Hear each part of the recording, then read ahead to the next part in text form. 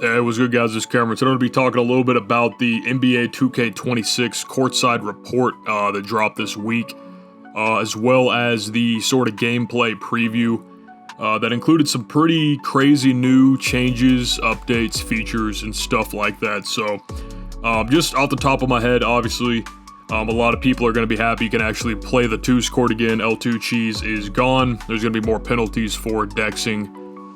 Burning more adrenaline, burning more stamina. In my opinion, I think post scoring is going to be back.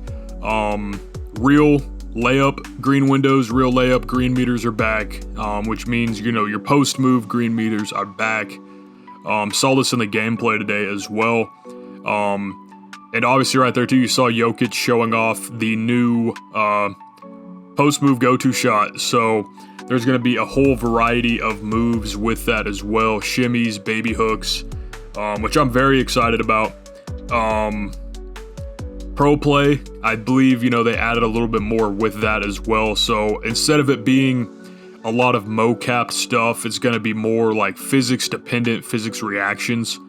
So, you know, if you dribble into somebody and you're way stronger than them, instead of it just being a mocap animation of you pushing someone out of the way or, you know, so many preset animations, it should be more dynamic and fluid, which I think work both ways for finesse players, power players. That ties directly into the paint defense as well, which I think is a huge win. And yeah, just overall, lots of really cool features. I'm just going to kind of talk about a few that I like, and then kind of discuss the type of build I'm going to probably try to make day one of the game. Kind of touch on it in the intro. L2 cheese is, you know, supposedly gone, should be fairly fixed. Mike Wang had tweeted, if you post up too far from the rim, you become extremely vulnerable to steals. Which basically, you know, that was tough whenever people were doing the L2 cheese. Sometimes you couldn't even trigger a reach foul animation at all, right? You really couldn't do anything. Which is really nice. On the other end of L2, you know, sort of the new positive feature with that is quick protect. I think a lot of people naturally were kind of doing this anyways when they'd hold down L2 to post up just super far out so that you don't get bump stole or whatever. But now there's an actual mechanic that you can time to kind of try to counter steals. Doesn't use adrenaline either, which is nice. And they did kind of showcase this in the gameplay where you can kind of pin a defender behind and get a floater off, or who knows, probably could foul bait or something like that as well. Another huge thing, obviously, is the shooting changes. So on X, I had seen some Mike Wang tweets. Green or miss is universal.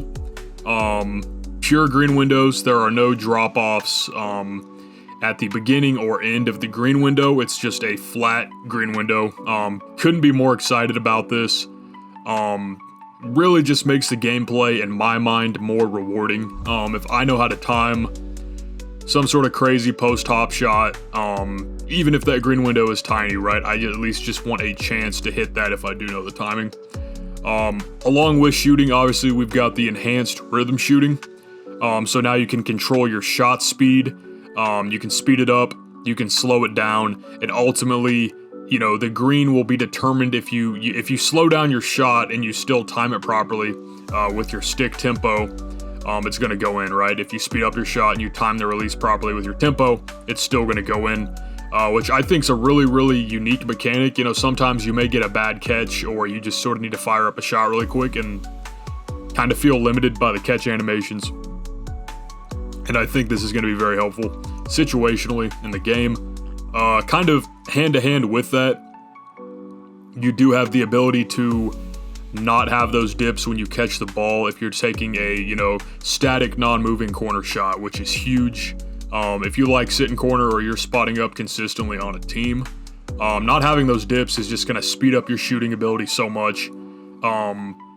It makes it way more lethal. It's going to be more difficult for defenders to sort of sag off on that corner because there's going to be no dips, no random slowdowns. It's just going to be very consistent shooting. Kind of tied into timing. Layup timing is enabled everywhere.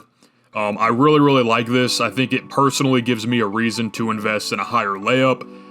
You've got layup timing on, plus I have the unique ability to chain together custom layup packages. So An example of this in NBA 2K25 is the Ben Simmons layup. You know, he's got that really cool running hook shot.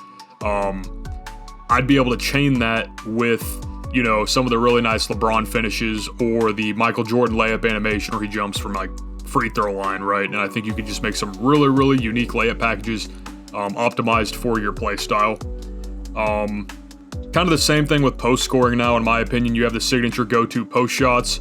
I'm very curious whose go-to shots we have. You know, are you going to be able to trigger that dream shade consistently? You know, Jokic again was highlighted in the trailer we watched, but who else really has these? You know, Jalen Brunson looks like he probably will. DeMar DeRozan probably will. And it just really gets me trying to think, you know, what heights are these for? Are the Jokic ones going to be capped at a certain height, or can anybody get those? I personally think it would be really cool if every height gets those, because, you know, I like my 6'7", 6'8", 6'9" post-scoring builds. But if need be, I'd go 6'10". But I think this game in general, I think post-scoring is going to be back. I think there's going to be more value in sort of perfecting a role. You know, if you're a great spot-up, great 3-and-D player, and you can consistently knock down in the corner with no variable green window timing, it's going to be huge.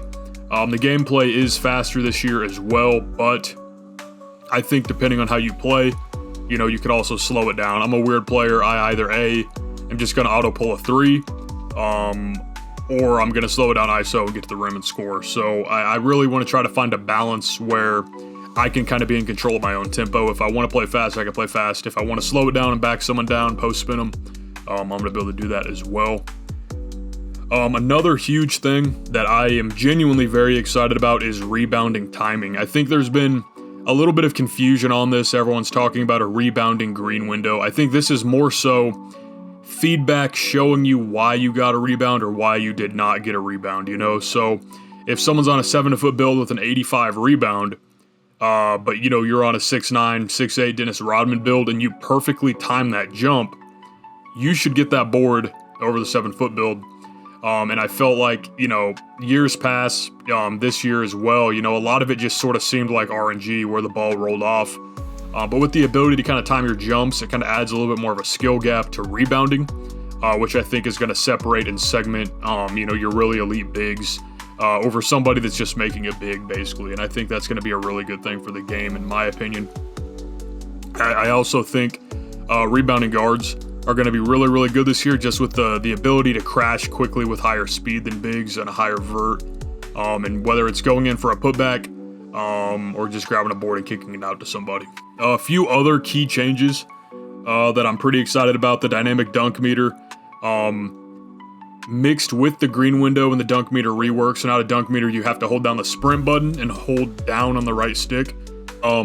I think this is a good change personally, because there were times I would have a crazy contact dunk and I would just completely mistime it because I didn't understand when the animation ended. So I think by having that green window and making the dunk meter dynamic, it's ultimately just going to help you have more control and be more consistent with your meter dunks. Big green windows on open dunks going to be similar to 2K24. Wide open green window, if you're just on the fast break and want to do a flashy dunk, you can go ahead and do that. Contest system was rebalanced, so you can just do hands up contests according to posts I've seen on X. You can jump contest. You know, there's different ways to contest situationally, which I think was much needed. I really hated this year having to tell all my teammates, you got to jump with that.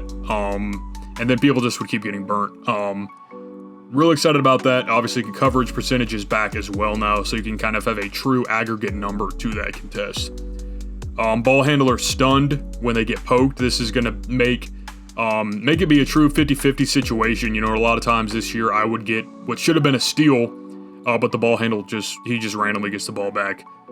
So that kind of translates over as well to interior defense.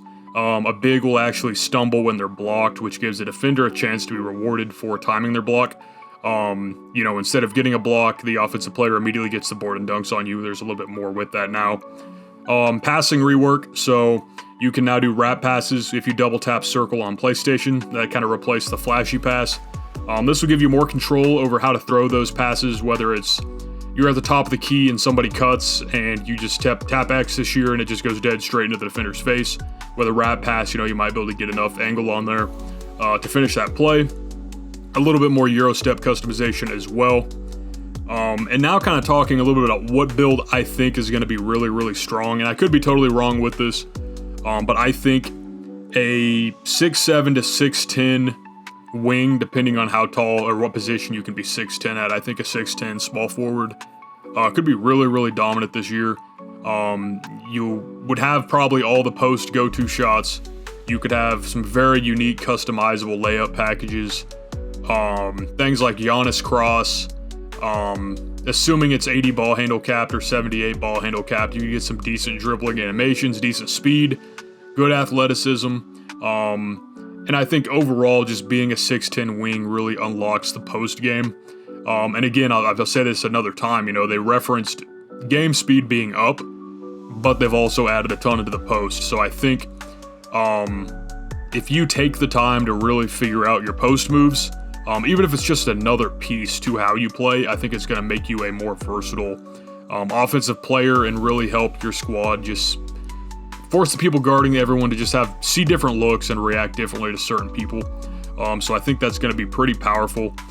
Probably something like a 6'10" junkyard guard sort of build, back to basket wing sort of build.